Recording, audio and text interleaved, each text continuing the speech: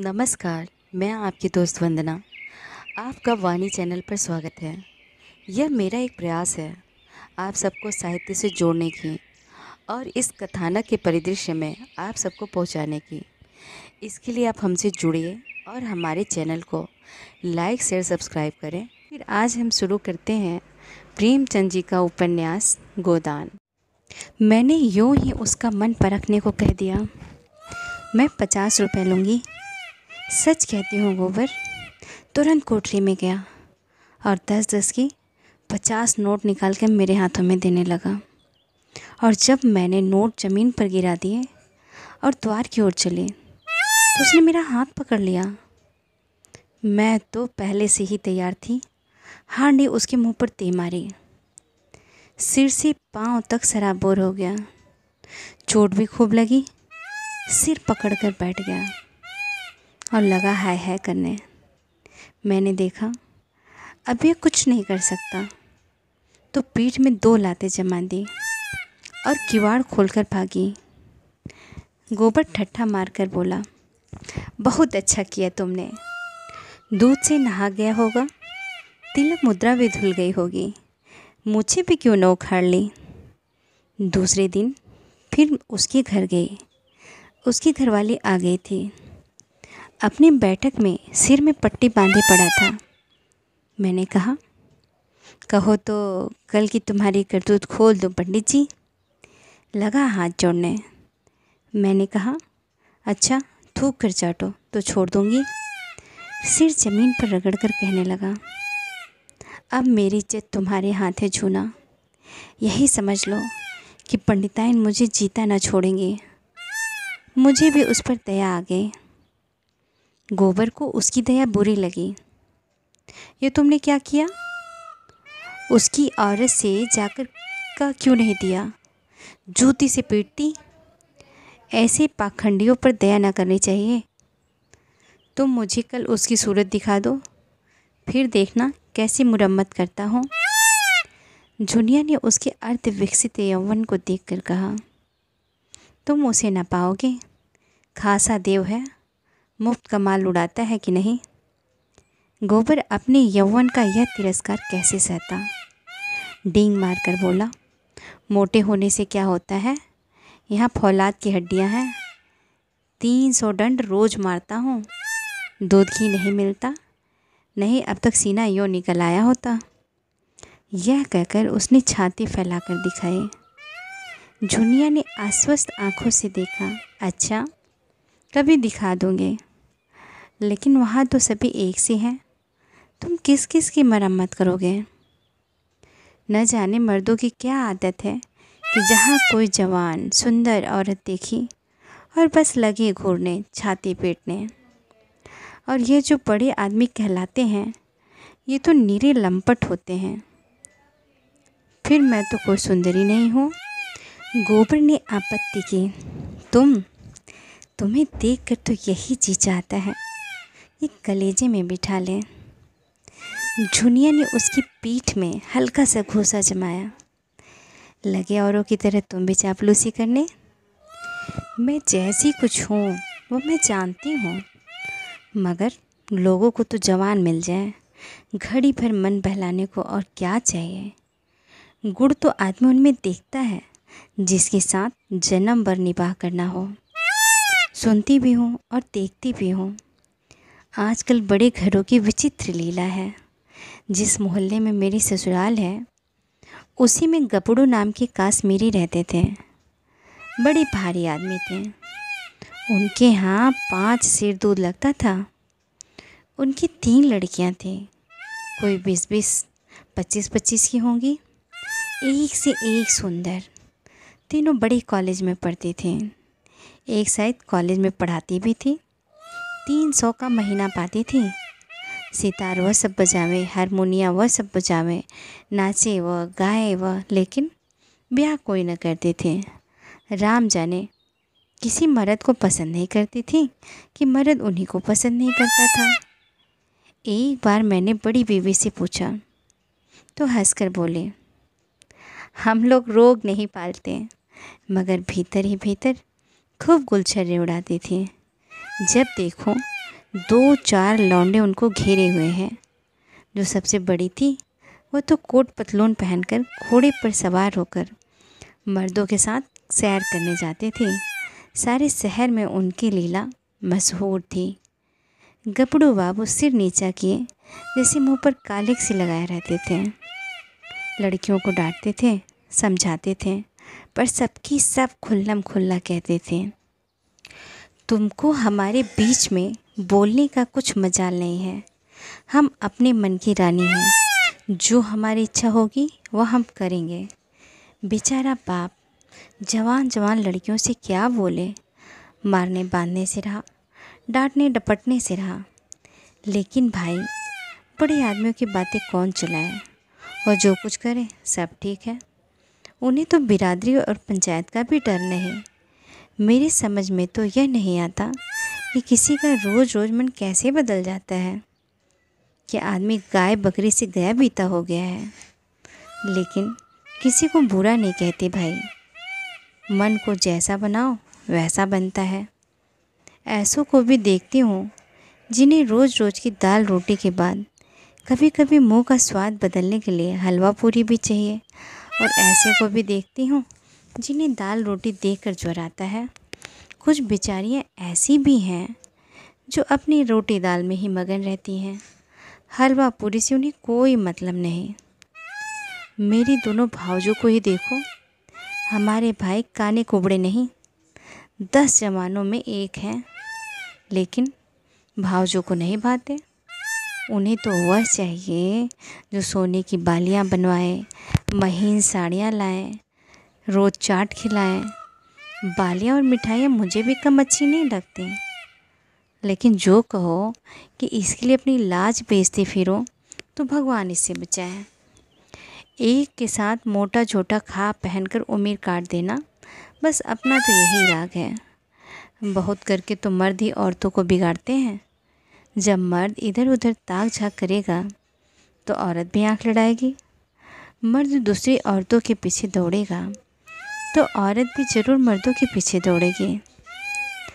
मर्द का हरजाईपन औरत को भी उतना ही बुरा लगता है जितना औरत का मर्द को। यह समझ लें, मैंने तो अपने आदमी से साफ साफ कह दिया था, अगर तुम इधर उधर लपके तो मेरी भी जो इच्छा होगी वह करूँगी। यह चाहो कि तुम अपने मन की करो और औरत मन मार के डर से अपने काबू में रखो, तो यह ना होगा। तुम खुले खजाने करते हो, वह छिप कर करेगी। तुम उसे जलाकर सुखी नहीं रह सकते। गोबर के लिए यह एक नई दुनिया की बातें थी। तन्मय होकर सुन रहा था।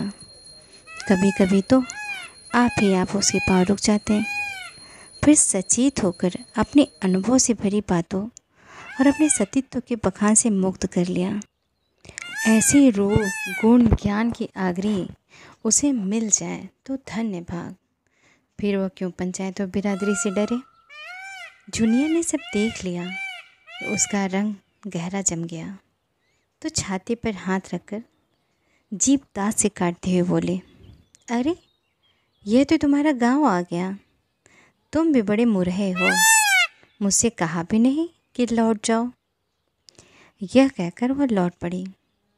गोबर ने आग्रह करके कहा, एक क्षण के लिए मेरे घर क्यों नहीं चली चलती। अम्मा भी तो देख लें। जुनिया ने लज्जा से आंखें चुरा कर कहा, तुम्हारे घर यूँ न जाऊंगी। मुझे तो यही अचरज होता है कि मैं इतनी दूर कैसे आ गई। अच्छा बताओ, अब कब आओगे। रात को मेरे द्वार पर अच्छी संगत होती है, चले आना। मैं अपने पिछवाड़े मिलूँगी, और जो ना मिली तो लौट जाना। तो फिर मैं ना आऊँगा। आना पड़ेगा, नहीं कह देती हूँ। तुम वचन दो कि मिलोगी। मैं वचन नहीं देती तो मैं भी नहीं आता, मेरी बला से। जुनिया अंगूठा दिखाकर चल दी। प्रथम मिलन में ही दोनों एक दूसरे पर अपना अपना अधिकार जमा चुके थे। जुनिया जानती थी वह आएगा। वह कैसे ना आएगा। गोबर जानता था वो मिलेगी, कैसे न मिलेगी। गोबर जब अकेला गाय को हाँकता हुआ चला तो ऐसा लगता था मानो स्वर्ग से गिर पड़ा है। जेठ की उदास और गर्म संध्या सिमरी की सड़कों और गलियों में पानी के छिड़काव से शीतल और प्रसन्न हो रही थी।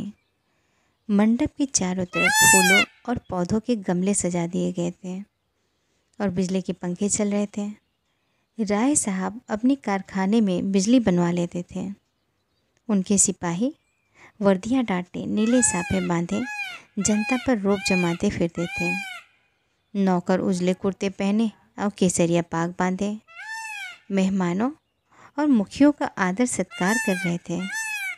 उसी वक्त एक मोटर सिंह द्वार के सामने आकर रुकी और उसमें से 3 महानुभाव उतरे। वह जो बिजली के यशस्वी संपादक हैं, जिन्हें देश चिंता ने घुला डाला है।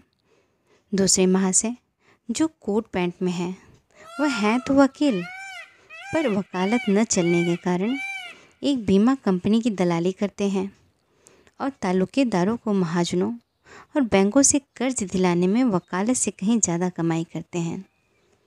इनका नाम है श्याम बिहारी तनखा। और तीसरे सज्जन जो रेशमी अचकन और तंग पैजामा पहने हुए हैं, मिस्टर बी मेहता, यूनिवर्सिटी में दर्शन शास्त्र के अध्यापक हैं। ये तीनों सज्जन राय साहब के सहपाठियों में हैं और शगुन के उत्सव पर निमंत्रित हुए हैं। आज सारे इलाके के आसामी आएंगे और शगुन के रुपए भेंट करेंगे। रात को धनुष यज्ञ होगा और मेहमानों की दावत होगी। होरी ने 5 रुपए शगुन के दे दिए हैं और एक गुलाबी मिर्जई पहने, गुलाबी पगड़ी बांधे, घुटने तक कछनी कांचे, हाथ में एक खुरपी लिए और मुख पर पाउडर लगवाए राजा जनक का माली बन गया है और गुरूर से इतना फूल उठा है मानो यह सारा उत्सव उसी के पुरुषार्थ से हो रहा है। राय साहब ने मेहमानों का स्वागत किया। दोहरे बदन के ऊंचे आदमी थे, गठा शरीर, तेजस्वी चेहरा, ऊंचा माथा, गोरा, जिस पर सरबती रेशमी चादर खूब खिल रहे थे। पंडित ओंकार नाथ ने पूछा, अब की कौन सा नाटक खेलने का विचार है? मेरे रस की तो यही वस्तु है। राय साहब ने तीनों सज्जनों को अपनी रावटी के सामने कुर्सियों पर बिठाते हुए कहा, पहले तो धनुष यज्ञ होगा, उसके बाद एक प्रहसन। नाटक कोई अच्छा न मिला, कोई तो इतना लंबा कि शायद 5 घंटों में भी ख़त्म न हो, और इतना क्लिष्ट कि शायद यहाँ एक व्यक्ति भी उसका अर्थ न समझे। आखिर मैंने स्वयं एक प्रहसन लिख डाला जो 2 घंटों में पूरा हो जाएगा। ओंकार नाथ को राय साहब की रचना शक्ति में बहुत संदेह था। उनका ख्याल था कि प्रतिभा तो गरीबी में ही चमकती है, दीपक की भांति जो अंधेरे ही में अपना प्रकाश दिखाता है। उपेक्षा के साथ जिसे छिपाने की भी उन्होंने चेष्टा नहीं की। पंडित ओंकार नाथ ने मुँह फेर लिया। मिस्टर तनखा इन बेमतलब की बातों में न पड़ना चाहते थे, फिर भी राय साहब को दिखा देना चाहते थे कि इस विषय में उन्हें कुछ बोलने का अधिकार है। बोले, नाटक कोई भी अच्छा हो सकता है अगर उसके अभिनेता अच्छे हों। अच्छा से अच्छा नाटक बुरे अभिनेताओं के हाथ में पड़कर बुरा हो सकता है। जब तक स्टेज पर शिक्षित अभिनेत्रियां नहीं आती, हमारी नाट्य कला का उद्धार नहीं हो सकता। अब की तो आपने अपनी काउंसिल में प्रश्नों की तो धूम मचा दी। मैं तो दावे के साथ कह सकता हूँ कि किसी मेंबर का रिकॉर्ड इतना शानदार नहीं है। दर्शन के अध्यापक मिस्टर मेहता इस प्रशंसा को सहन न कर सकते थे। विरोध तो करना चाहते थे, पर सिद्धांत की आड़ में। उन्होंने हाल ही में एक पुस्तक कई साल के परिश्रम से लिखी थी। उसकी जितनी धूम होनी चाहिए थी, उसकी शतांश भी नहीं हुई थी। इसे बहुत दुखी थे। बोले, भाई, मैं प्रश्नों का कायल नहीं, मैं चाहता हूँ हमारा जीवन हमारे सिद्धांतों के अनुकूल हो। आप कृषकों के शुभेच्छु हैं, उन्हें तरह तरह की रियायत देना चाहते हैं, जमींदारों के अधिकार छीन लेना चाहते हैं, बल्कि उन्हें आप समाज का श्राप कहते हैं। फिर आप जमींदार हैं, वैसे ही जमींदार जैसे हजारों और जमींदार हैं।